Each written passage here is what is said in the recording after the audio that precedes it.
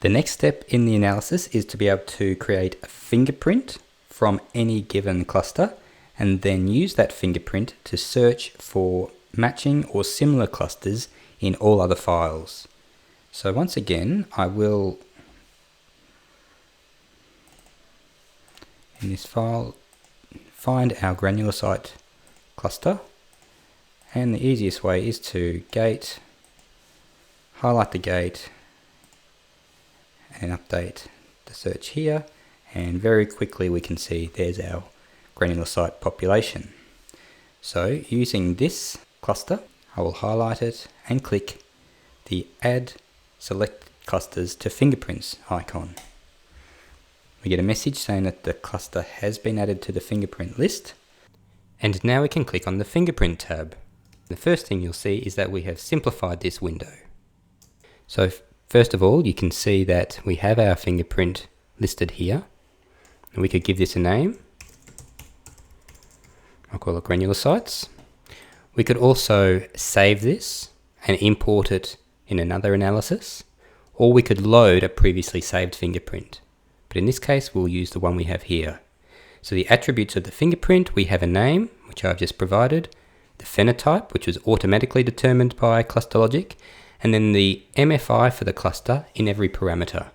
And we can use either the MFI values in a selection of parameters, the phenotype itself, or a combination of the two. And in this case, I want to use a combination, but I only want to use one or two different parameters, and I want to use a gate to define that range or threshold. So from here, I'm going to keep things simple. I'll delete this R8 gate. I'm also going to switch back to forward versus side scatter because this is where I want to create the gate to restrict the MFI. I'll follow these processes. So I want to match the fingerprint to the selected files. It could also be all files in a group, and in many ways performing group analysis with cluster extraction is the best way. Or I could also choose the all files and folders option if that's how I'd arranged my analysis. But in this case, it's the selection of files, and I'll use the MFI plus phenotype. And just to keep things simple, I'll close this for now, and then I'll click Match with the specific fingerprint selected.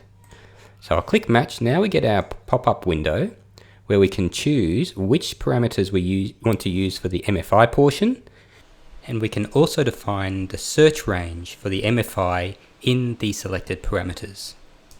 So the first thing we could do is use the values in the fingerprint.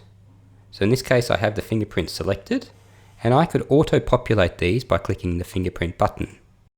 So this adds all of the values, and we can choose which parameters to use. So I could deselect these and say I only want to use the range for the forward scatter and one of the fluorescent parameters.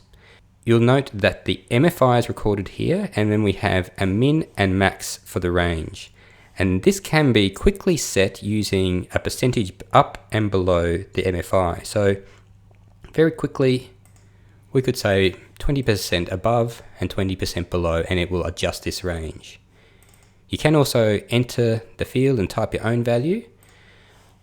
But in this case, I want to use a gate to define the values in these fields. So once again, I'm going to deselect all my options, clear the values, and then I will open a plot. I'll use the same one we had.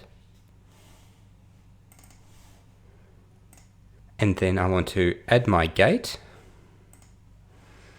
And so basically I'm saying I only want to search for clusters that have an MFI within this region, even if they match the phenotype.